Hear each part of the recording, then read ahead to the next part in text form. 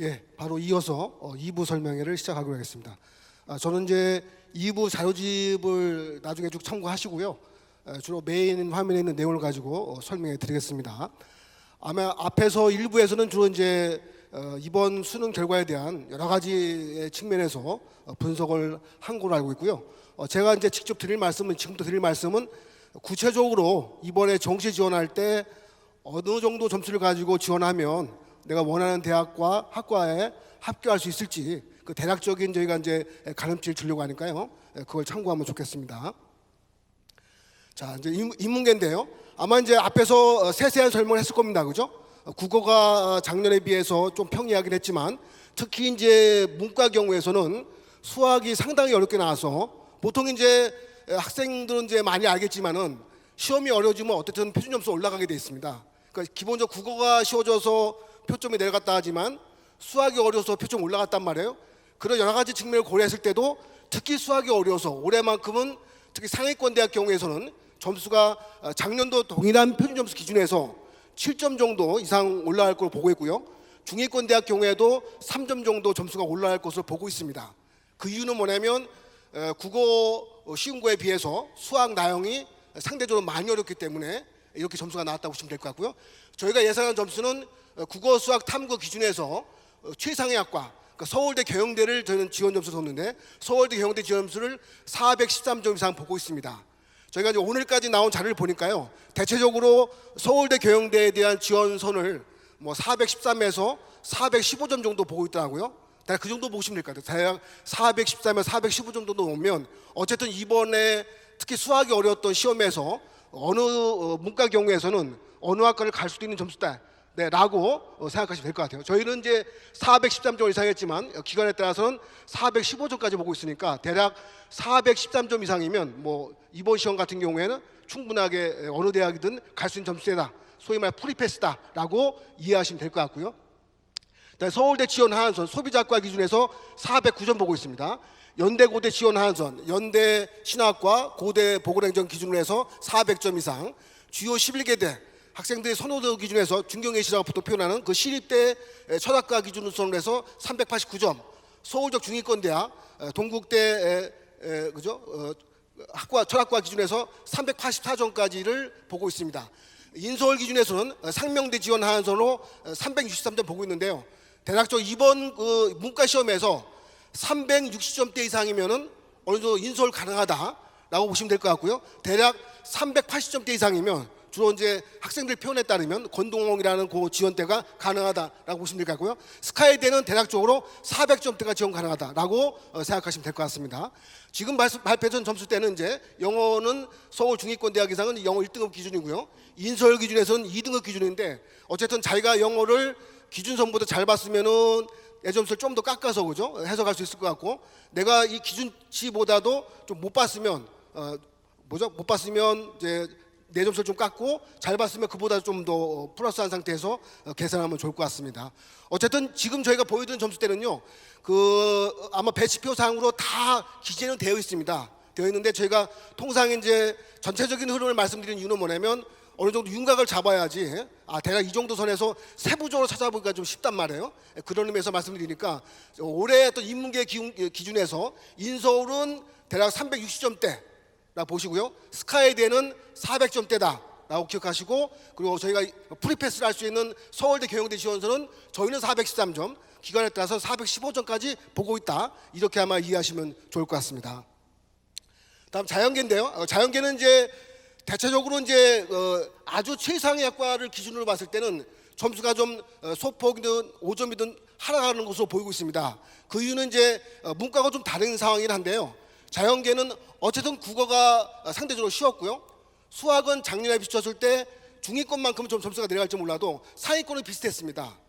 그러니까 전체적인 시험 구도로 보면 좀 쉬웠던 시험이 작년에 비쳤을 때 그 점수가 좀 약간 하락하는 경향이 보여요. 근데 그 하락하는 경향이 상위권 대학은 5점 정도 그 표준 점수 기준입니다. 다음에 이제 중위권 대학 기준에서 거의 뭐 1점 정도의 하락폭을 보이고 있으니까 대략 내가 지원할 수 있는 점수대의 경우에서 상위권대는 대략 5점 정도 작년 표정 기준에서 낮춰서 보시면 될 것 같고요. 중위권대는 1점 정도니까 거의 뭐 비슷한 정도에서 상황을 보시면 될 것 같습니다.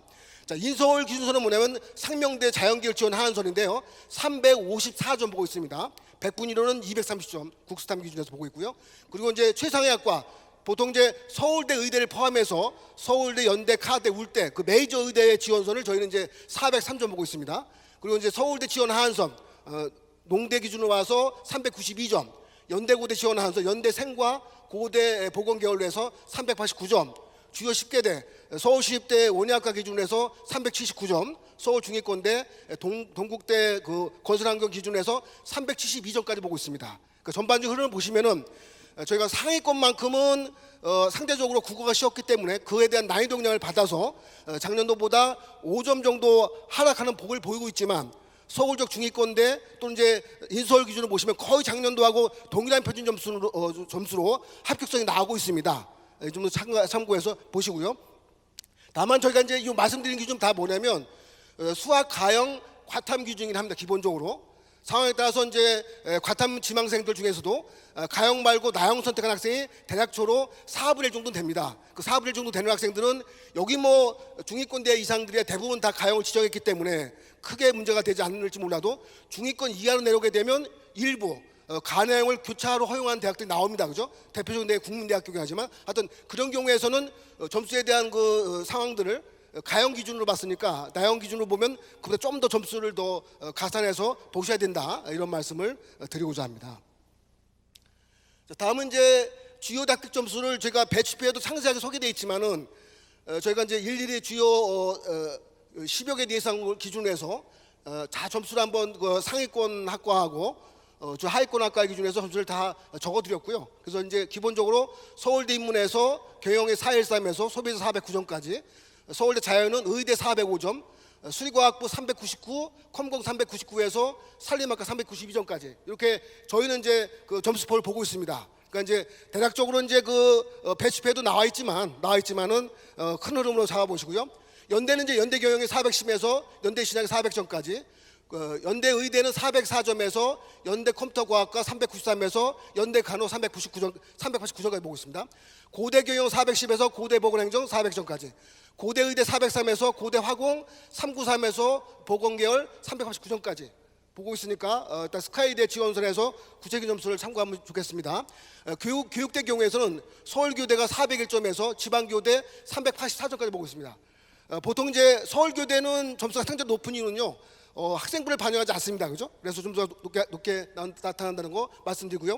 의치한결로 보시면 서울대 의대가 405점에서 동의대한의 389점까지 자연계 기준입니다. 보시고요. 건대경영 393에서 건대의상 384, 건대 수의대 391점에서 시스템학과 385점에서 산림학과 373점까지, 경희대 서울 캠퍼스 기준으로 한의대 409에서 의상학과 389점까지, 경희대 의대 401에서 정보 디스플레이 385에서 378점까지 쭉 보고 있습니다. 동대 경행 396에서 북한학과 386까지, 동대 수학교육과 382에서 건설환경 372점까지 쭉 보고 있고요. 서강대 경영 402, 서강대 인문계 399, 서강대 화학공학과 388, 서강대 물 395점 쭉 보고 있습니다. 서울시립대 세무 400에서 389 철학까지, 서울시립대 화공 385에서 원예학과 379까지 보이고 쭉쭉 나와 있으니까요. 아마 자세한 거는 이제 장판지 배치표에도 자세히 소개되어 있지만은 점수대를 쭉 보시면은 이 정도 되면은 내가 한번 이제 구체적으로 점수 조합에서 한번 확인해 보시고, 다만 이제 이거는 이제 단순 표준 점수의 합계이기 때문에요. 상황에 따라서 반응 비율이 더 잘 봤으면은 이 점수보다 1, 2점 모자라도 도전은 가능합니다. 그죠? 다만 이제 보통 저희가 실제 지원 배치를 하거나 상담을 하다 보면은 대략적으로 어느 정도 대학이 지원 가능한지가 나와야 이제 좀 더 세부적으로도 모집 단위를 들어가서 살펴볼 수 있잖아요. 그런 의미의 자료로 참고하시면 좋겠습니다. 홍익대 자율전공 393에서 동문과 384, 홍익대 자율전공 380에서 토목공학과 313까지 보고 있으니까요. 이거 참고 바랍니다. 다음에 이제 지금까지 이제 서울 주요대 중심으로 말씀드렸고요. 사실 뭐 보통 이제 그 성적표를 받다 보면은 수시 때는 뭐 하늘 높인 줄 모르고 원서를 쓰다가 당장 이제 정시로 가다 보면 눈높이가 좀 조정이 됩니다. 그죠? 조정이 돼서 인서울권 어디냐, 뭐 지방 거국 그래도 가야 되지 않느냐 막 나오게 되는데, 하여튼 그런 자료도 보시면 될 것 같습니다.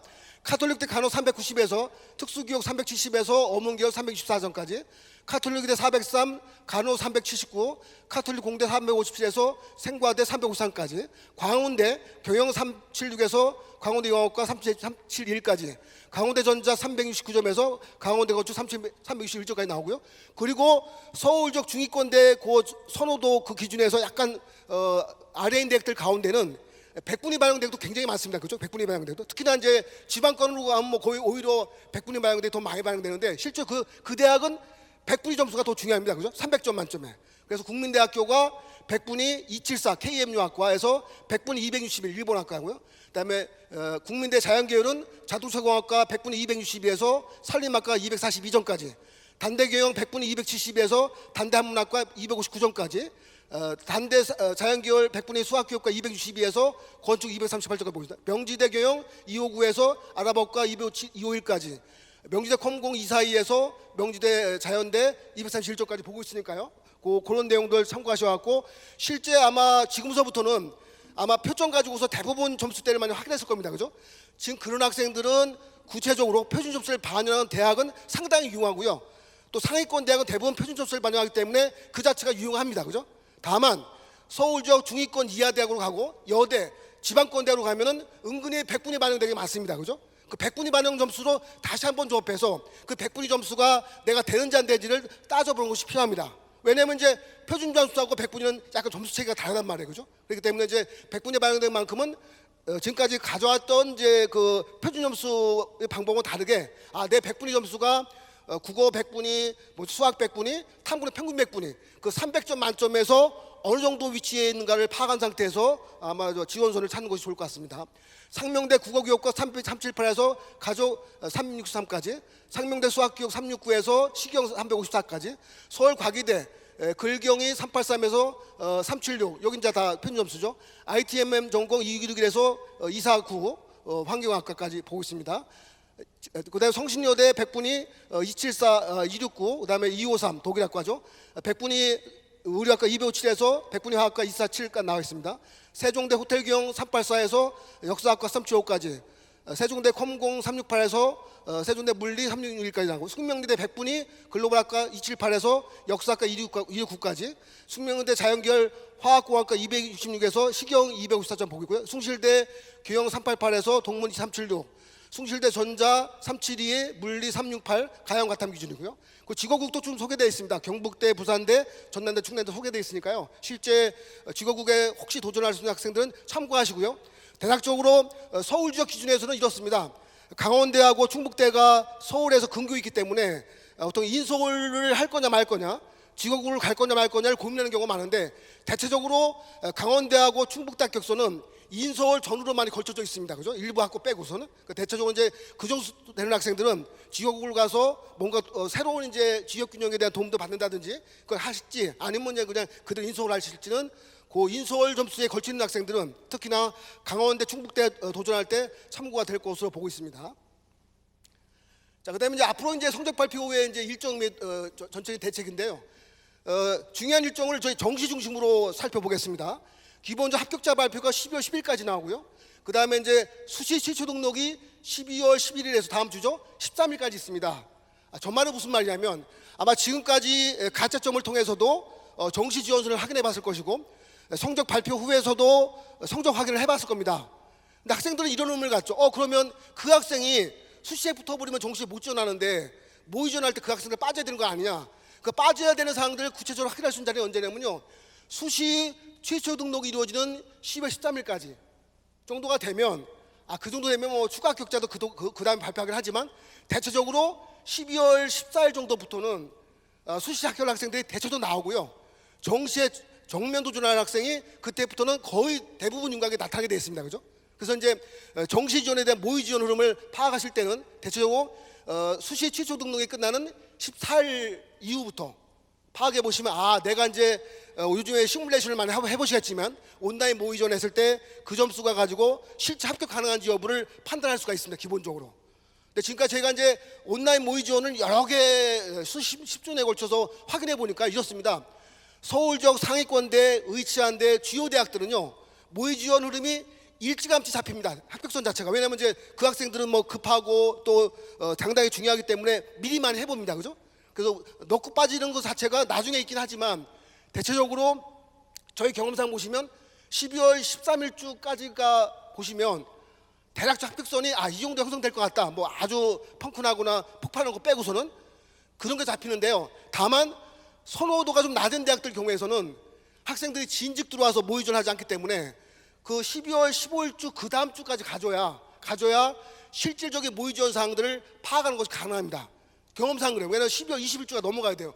접수가 12월 26일이지만은 그 일주 전부터가 아마 그 선호도가 낮은 그 지방권 대학이라든지 혹은 이제 서울적 중하위권 대학들은 그때부터 본격적인 모의 지원 흐름이 나타나서 이 정도 되면 합격을 보장했구나, 이 정도 되면 도전이 되겠구나를 확인할 수 있습니다. 지금까지. 그러니까 보시면 이제 대략적으로 12월 14일부터의 그 모의 지원 사항을 점검하는 것도 필요한데 상위권 대학 흐름에서는 저 정도 기준에서 보셔도 뭐 대략적으로 흐름이 나올 것 같고요. 그 다음에 서울 지역 중위권 이하 대학이라든지 지방권 대학으로 가면은 그보다 일주일 정도 좀 지나서 막바지까지 가서 모의 지원 사항에서 내 합격 가능성을 따져보는 것이 지금까지 경험상 보면 거의 맞았습니다. 그죠? 그러니까 올해도 뭐 그 변화를 크게 틀리진 않을 것 같으니까 아마 그런 흐름으로 모의 지원 사항을 봐주시면 좋을 것 같습니다. 다음은요, 정시 최종 모집 인원이 중요한데요. 앞에서 일부에서 설명하셨습니다. 그죠? 마지막 수시에서 최종 등록까지 언제 받게 되어 있냐면 12월 19일까지 받게 되어 있습니다. 목요일까지. 어쨌든 그때까지 등록을 안 했으면 2월 될 거 아니에요. 2월 되는 인원은 당연히 12월 20일 이후에 발표합니다. 기본적으로. 2월이 뭐 많이 되면 많이 될수록 문호가 넓어지는 거니까 합격 가능성이 그만큼 높아지겠죠. 그죠? 그래서 그에 대한 파악이 중요합니다. 그래서 그 수시 2월 인원 포함한 내용들이 12월 20일 날 이후 공고될 테니까 당연히 그거에 대한 파악을 해서 평상적으로 2월이 됐는지 덜 됐는지 더 됐는지에 대해 따라서 약간 합격선 조정이 필요할 수가 있습니다. 그죠? 다시 말씀드립니다. 통상적으로 2월이 됐으면 저희가 보통 합격선을 예상할 때는 통상적인 기준까지 포함해서 예상을 하고 있습니다. 근데 그보다 덜 2월 됐으면은 합격선이 상당히 높아질 수 있고요. 더 2월 됐으면 예상보다도 내려갈 수 있습니다. 기본적으로 그런 흐름으로 봐주시면 좋겠습니다. 자, 그 다음에 또 약간의 또 중요한 사항이 뭐냐면 이제 제가 어제부터 시작해서 동국대학교가 변환 표준 점수를 발표했습니다. 아시면 알겠지만 변환 표준 점수를 발표하게 되면 주요대 경우에서는 탐구 점수만큼은 변표 점수를 반영하게 되어 있습니다. 그에 따른 점수 조정이 좀 있습니다. 그죠? 그것도 좀 파악해서 최종 지원 시 참고를 할 필요가 있겠습니다. 기억하시고요. 자, 이건 이제 탐구는 100분 점수에 주목하다. 이건 이제 저희가 올해도 한 번은 이게 뭐 탐구 변별력이 일정하게 나오면 저걸 신경 쓸 필요가 없는데요. 올해 저희가 이제 좀 더 표현을 가장하면 율리아 사상, 윤사가 쏘아 올린 작은 공이 큰 파장을 일으켰습니다. 만점자가 14% 넘었고요. 한 문항 틀리면은 만점 받은 학생도 100분위가 93에도 불과한 93 정도에도 뭐 100분이 100이 당연히 안 나왔죠. 93밖에 안 됐는데 2점짜리 쉬운 문제 틀린 학생들은 84가 나왔어요. 100분위가. 그리고 3점짜리 어려운 문항 틀린 학생은 78이 나왔어요. 거의 3등급 컷이에요. 3등급 컷. 실제 아마 올해 같은 경우에서 특히 쉬운 과목에서 이 실수 하나 두 개 틀리면요 엄청나게 100분위가 밀립니다. 그죠? 그러니까 만점 받은 학생은 그 정도는 덜 밀려요. 왜냐하면 만점 받은 학생은 100분위의 절반을 제가 보정해 가기 때문에. 근데 그 아래 학생들은 상당히 임팩트가 좀 있습니다. 특히나 올해 뭐 율리아 사상이 선택자가 아주 많은 과목은 아닌데 혹시 한두 개 정도 틀린 학생들은 100분에서 많이 손해볼 겁니다. 기본적으로 이런 게 있고요. 근데 이와 같이처럼 율리아 사상이 항상 이렇게 뭐 비극만 있을 거냐? 아닌 경우도 있겠죠. 14% 나왔던 건 뭐냐요? 통상도 2등급 받은 학생이 엄청 문제가 쉬워져갖고 1등급 받은 거예요. 취저 맞춘 학생들은 올해 평가원 만세불라입니다. 기본적으로. 그 정도 이제 혜택을 받은 거죠. 그러니까 이제 상당히 상황이 달라요. 그러니까 그런 부분들을 고려하시고요. 이에 비해서 경제는 요즘에 경제도 어려워 죽겠는데 하여튼 경제가 어렵게 나왔습니다. 어렵게 나왔고 100분이 100을 찍었어요. 예죠. 표준 점수는 뭐 최고점 찍었죠. 72점 찍었죠. 그죠? 근데 이 부분이 이제 72점 표준 점수를 그대로 반영하는 대학도 있죠. 공익대 같은 경우에. 근데 대부분 대학들은 72점을 그대로 가져가지 않습니다. 이게 선택자가 많지는 않지만 다시 100분위를 조정하게 되면 점수가 좀 내려갑니다. 그죠? 그런 사항들을 보셔야 됩니다. 사회문화도 100분 99가 나왔고요. 또 그런 지금은 중요한 건 뭐냐면 특히 탐구 과목 같은 경우는 100분이 변환한 변표 점수를 반영하기 때문에 100분 점수의 하나하나 내용을 봐야 됩니다. 그래서 내 표점이 변표 점수 반영됐을 때 점수가 내려가는지 올라가는지를 상황을 봐야 돼요. 그 마지막 점수가 자기 점수입니다. 기본적으로 그걸 판단하시고요. 문화생지에서는 이제 지구과학이 뭐 마르크스는 그대로 원래 예상했던 대로 징글징글하게 어렵게 나와서 100분의 100을 찍었습니다. 그죠? 표점도 74 최고점을 찍었어요. 그러니까 올해 같은 경우에 이런 변수가 있습니다. 혹시 지구과학 같은 어려운 과목에서 2개 정도 틀려도요 다른 과목하고 거의 맞먹는 거예요. 한마디로 맞먹는 상황이 나왔어요. 기본적으로 그런 거 참고하시고요. 그러니까 이제 72도 100 나왔잖아. 72도 아마 서울대는 72, 74가 점수를 달리주겠지만 연대, 고대 등 이런 대학들은 100분의 1을 기준으로 해서 변표 점수 반영하기 때문에 100분의 1로 지구과학을 만점 받으나 지구과학을 하나 틀리나 똑같은 점수를 받을 겁니다. 그죠? 그런 사항들이 이제 중요해요. 왜냐면 이제부터는 이제 변표 점수가 특히 상위권 대학은 중요하니까요. 그런 면으로 봐주셔야 됩니다. 그래서 과탐 경우에서 이제 지원 생투가 100분의 100을 찍었지만 물화생은 100분의 99를 찍었으니까 설령 만점을 받아도 100분의 점수의 차이에 따른 점수 차이는 불가피하다가 보고요. 거기에 따른 다시 한 번의 내 점수를 조정해서 봐야 될 필요가 있다라고 생각하시면 됩니다. 인문계는요. 제2외국어 탐구 대체도 당연히 고려해야 되고요. 특히나 올해도 역시 제가 수년 전부터 예상하고 있지만 아랍어 1컷이 39점 여기까지는 뭐 그래도 공부했던 학생이 맞췄다고 칩시다 기본적으로. 근데 올해는 정말 엄지척 일본으로 쭉 찍었더니 4등급 난다더라. 이건 뭐 뉴스에 보셨겠지만 어쨌든 그게 가능합니다. 왜냐하면 뭐 대부분 다 찍으니까요. 아마 저희가 아랍어를 관심 있게 보시지 않겠지만은 나중에 도수법을 보면요 되게 특이합니다. 10점대 원점수 10점대 전후에 학생들이 많이 몰려 있어요. 이렇게 찍느냐 그 차이 많이 불가한 거예요. 거기에 따라서 운 좋은 학생들은 좀 더 맞는 것이고 운 나쁜 학생들은 빗사이로 바꿔시고 이게 점수가 엉터리 나오는 거죠. 이게 아랍어의 현실인데 어쨌든 간에 올해는 그렇게 나왔습니다. 그러니까 아랍어를 본인도 생각하는 않은 상태에서 점수를 잘 맞은 학생도 있을 거고요. 그럼 탐구 대체가 가능하겠죠. 근데 역시 찍으니까 정의가 새로 나듯이 뭐 안 됐다는 학생도 어쩔 수 없는 거고 하여튼 그런 상황까지 고려해서 특히 이제 문과 학생들은 참고해야 된다 이런 말씀을 드리고자 합니다. 자, 근데 대학 한산 점수로 이 부분은 이제 나중에 이제 3부에서 김명태 소장님께서 이제 저희 프로그램 설명해 주면서 많이 예시를 할 텐데요. 자, 지금 점수는 똑같이 제가 이제 국수, 영탐, 제2과까지 포함해서 평점수 국수탐 400점 받은 학생, 대충 이제 저희가 따지기에는 이제 스카이대 지원서를 보시는 학생이죠. 이 400점이 영역별 반응 비율에 따라서 좀 다르게 반응될 수 있다는 얘기죠. 당연하겠죠, 기본적으로. 이 학생은 점수 성격이 뭐냐면 수학을 일단 잘했습니다, 그죠? 수학을 잘했고 국어는 보통이고 사탐을 이제 저게 61, 86, 3등급 찍어서 사탐을 약간 망치는 수준, 아주 망치지 않았죠, 그죠? 이런 정도 학생이에요. 그러면 이제 영역별 반응 비율이 뭐가 중요하냐? 이 학생한테 가장 점수 조합이 좋을 때의 경우는 뭐냐면 수학은 많이 반영해주고 탐구를 가장 적게 반영하면 점수가 올라갈 거 아니에요? 그런 식의 반영 대학이 저기 서연고 성한서 기준에서는 서강대학교가 국어 1.1, 수학은 1.5배 반영하고요. 탐구는 가장 적게 0.6배 반영합니다. 그죠? 그러니까 점수 한 사람 보면 407.2로 가장 얼마죠? 7점 정도 올라갈 수 있는 상황이 되고요. 서울대는 이제 반면에 이제 약간의 수학 가중 지마있기 때문에 403.4 약간 올라가는 불과하죠. 이렇게 해서 약간 상황이 바뀔 수 있습니다. 저 무슨 말씀이냐면 지금은 저희가 이제 하나 예시를 들고 있지만 자기가 잘 본 과목 반영 비율이 가능하면 높으면 좋은 것이고 그죠? 자기가 못 본 과목은 가능하면 낮으면 좋을 거 아니에요. 그죠? 이렇게 해서 점수가 바뀔 수 있다는 거 고려하시고 이두저도 아니면 평균 점수 그냥 나오겠죠. 그죠? 이런 상황으로 보시면 됩니다. 나머지 이제 환산 점수는 저희가 나름 이제 변표 점수 기준으로 활용했던 것인데 대학마다 다 다릅니다. 기본적으로. 그래서 어떤 학생들이 이런 질문들 많이 받는데 특히 한양대 같은 경우에 1000점 만점으로 만점 받으면 1000점이 다 나옵니다. 그죠? 이런 점수대가 있고요. 서울대 같이 600점 만점이어도 400점 표준 점수를 그대로 단순 합산하기 때문에 그 점수가 좀 못 미쳐 나옵니다.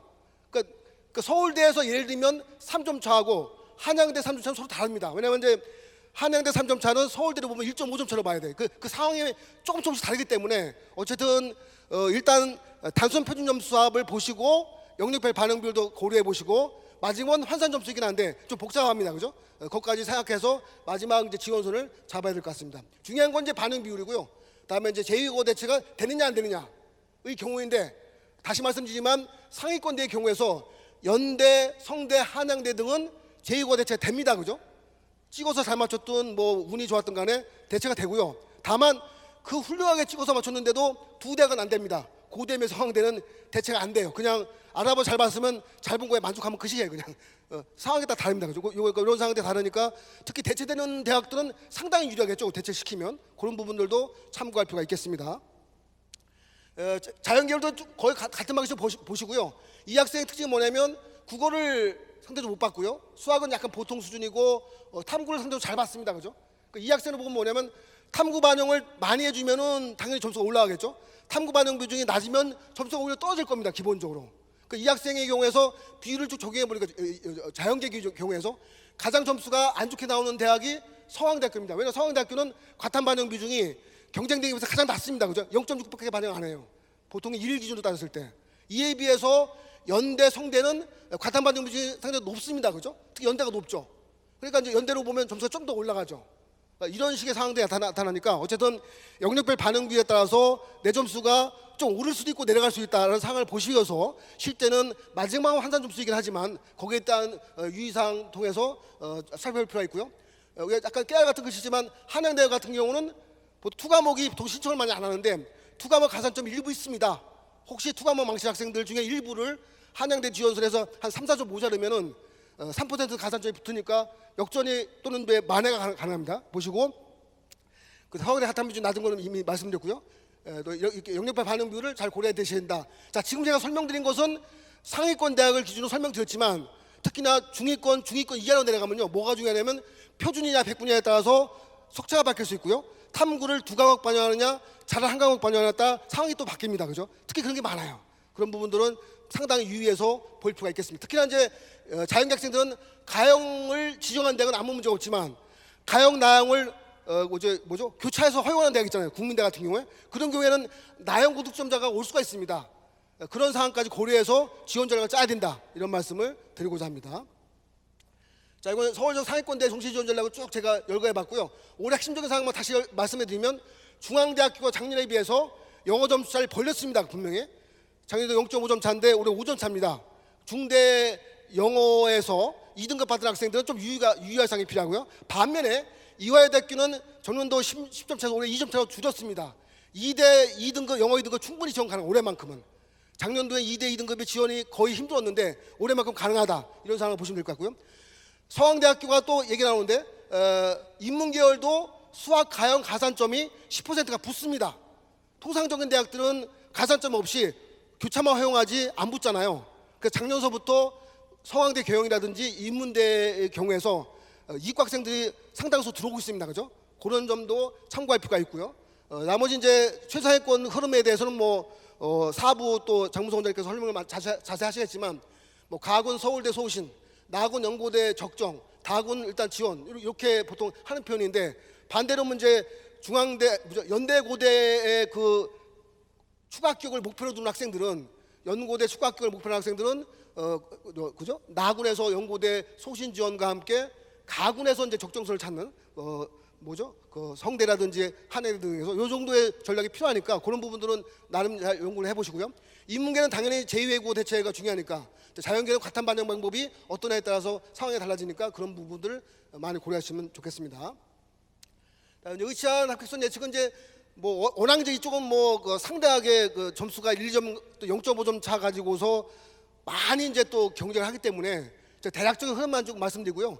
의예과는 대략 393점 이상이면 올해 이제 지원이 가능할 걸로 보고 있고요. 치의대는 390점 이상, 한의예과도 389점 이상 지원이 가능할 걸로 보고 있습니다.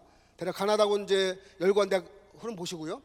일단 이제 특히나 의대는 어떤 점수가 이미 다 정해진 거기 때문에 영어 등급에 따라서 영역별 반영 비율에 따라서 약간의 상황 변동이 은근히 많습니다. 그죠? 특히 영어 등급에 따른 변화는 뭐냐면 연대 경우는 당연히 2등급 점수차가 확 벌려놨으니까 특히 의치한 지원자들 가운데 영어 2등급 받으면 당연히 연대 지원보다는 카톨릭대라든지 다른 데 지원이 가능하겠죠. 왜냐면 거기 이제 0.5점 차밖에 점수를 안 줬으니까.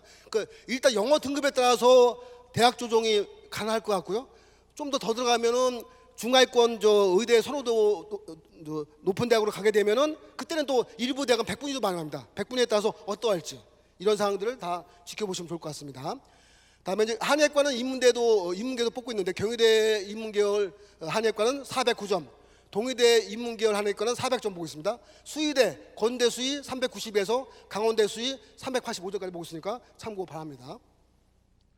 자, 근데 교대도 쭉 이제 10개 교육대가 있고요. 올해는 이제 예외 없이 교원대까지 포함해서 제주대 조영동까지 포함해서 몽땅 다 나학원에서 선발합니다. 어쨌든 교대 갈 학생들은 저 중에 하나를 택해서 갈 수밖에 없습니다. 기본적으로 가장 유리한 조합을 찾아보시고요. 다만 이제 학생부가 반영하지 않은 대학이 공주교대 포함해서 3개 대학으로 늘었습니다. 서울교대, 경인교대, 공주교대는 학생부 9등급 받을 학생 없긴 하겠지만 하여튼 9등급 받아도 갈 수는 있습니다. 반영하지 않으니까요. 그렇잖아요. 면접 볼 때 한마디 듣겠죠, 그죠? 선생님한테. 어쨌든 간에 반영하지 않는다는 것이 중요해요. 반영하지 않기 때문에 학생부 성적이 4등급을 벗어난 학생들은 당연히 이제 저 정도 대학들 가운데서 수능 점수를 승부를 봐야 될 것 같고요. 다만 이제 이 3개 대학을 대한 대부분 대학들은 학생부를 반영합니다, 기본적으로. 근데 학생부 반영 성적이 대체적으로 영어 내신이 2등급대를 주로 나오기 때문에 2등급대보다 더 좋은 학생들은 내 점수가 수능 점수 2, 3점 모자라도 지원 가능하고요.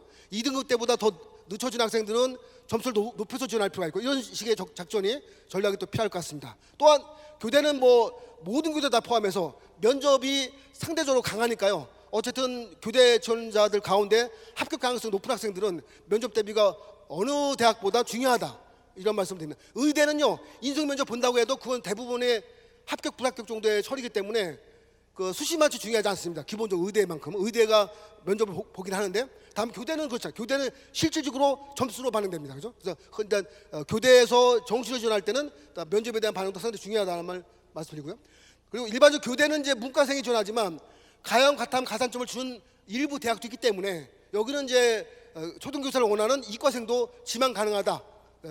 점수가 모자란 거를 가산점을 통해서 만회할 수 있다, 이렇게 보시면 되고, 그런 대학들이 서울교대, 춘천교대, 공주교대, 교육교대 등이 있습니다. 합격선은요, 서울대교대 표점 401점, 경희교대는 100분위 반영입니다. 300점 만점 285점, 춘천교대 384점 등을 예상하고 있습니다. 자, 마지막 정시전략 단계 저희가 기준에서 말씀드리면요, 자, 이렇습니다. 앞에서 저희가 성적 분석에 대해 여러 가지 사례를 했습니다.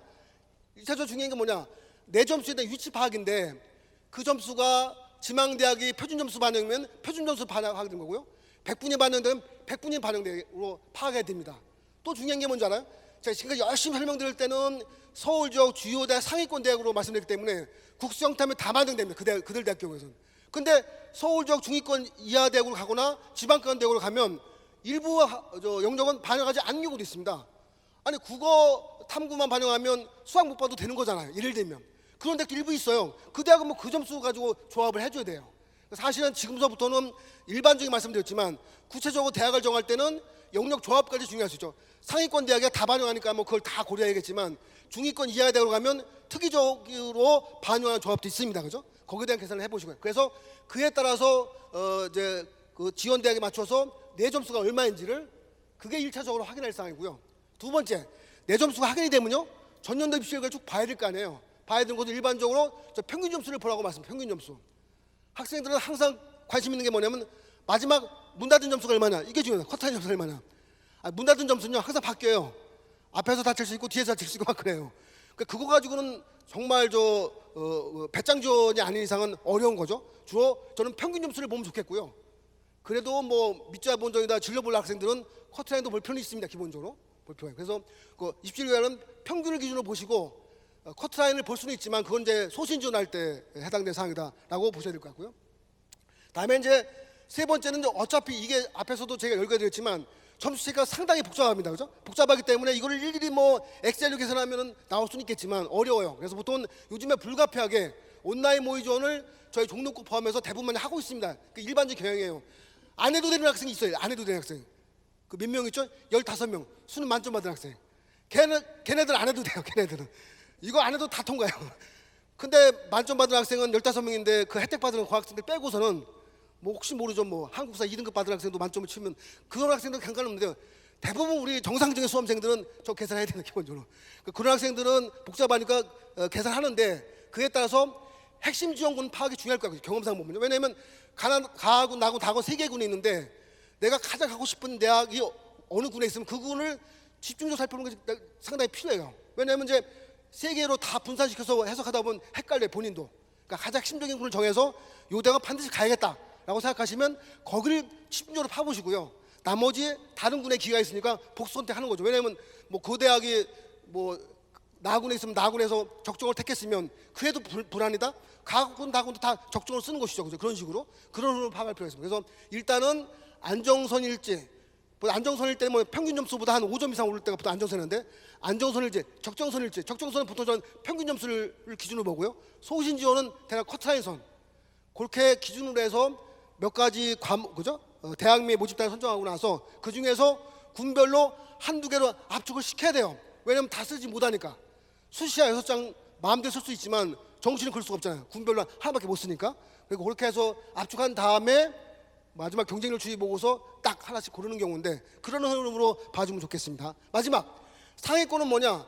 일부 의대를 제외하면 대부분의 간화군에 잘 가고 싶은 대학이 있다 보니까 직업국 포함해서 적정 지원을 그 중에 하나를 선택할 수밖에 없습니다. 나머지는 소실 쓰든지 뭐 안정 쓰든지 자기 선택 나름이겠죠. 다군은 거의 보너스식이에요. 거의 뭐 쓴다고 해서도 뭐 큰 의미가 없을 정도 쓰는 경우인데, 다만 서울적 중위권 이하 대학, 특히 중하위권 대학으로 가면 다군도 여전히 모집 인원이 많기 때문에 유의미합니다. 그 경우에는 뭐 강하다군 안정 적정 소신을 보통 계단식으로 쓰시게 되면 그 중에 하나는 걸린다는 의미로 뭐 가겠죠, 그죠? 그래서 보통 뭐 가장 뭐 해피한 학생들이 뭐 실제 수능 입시 결과를 보면 뭐 다 마지막 추가로 한 개 대학을 합격하고 나머지 다 떨어질 경우, 그러니까 가장 해피한 경우지만 그거 마음 줘서 못 봅니다, 기본적으로.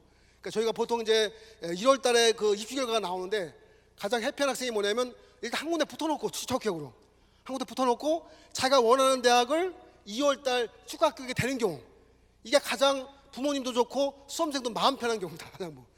가장 마음이 애자리는 경우가 뭐냐면 다 산무 판정을 받았는데, 아니요, 다 추가 합격선인데 다 안 될 수도 있는 경우니까 보통 저희가 이제 경험상 보시면 그냥 한 개 대학 정도는 적정선을 잡아서 하나는 합격시켜놓고 최초 합격시켜놓고 나서 나머지 두 개 군 중에서 뭐 아슬아슬한 그런 뭐 긴장감을 갖는 추가 합격 기회를 갖는 게 어떤가라는 상황을 제가 말씀드리고요. 그건 일반적인 말씀이고요. 일반적인 말씀에 안 들어간 학생도 있습니다. 첫 번째, 반수생. 자기가 돌아갈 대학이 있어요.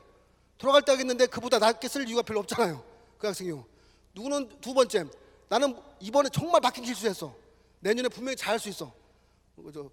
재수 불사 이런 학생들이야 뭐 삼소신 써도 되겠죠, 그죠? 그렇지만 이제 일반적인 경우는 이제 계단식으로 잘 써서 최초 합격선 하나 만들어 놓고 남은 이제 추가 합격을 뭐 그 다음 기다리는 경우가 어떨까, 이런 생각을 말씀드리겠습니다. 예, 저는 이만 마치겠습니다. 예, 감사합니다.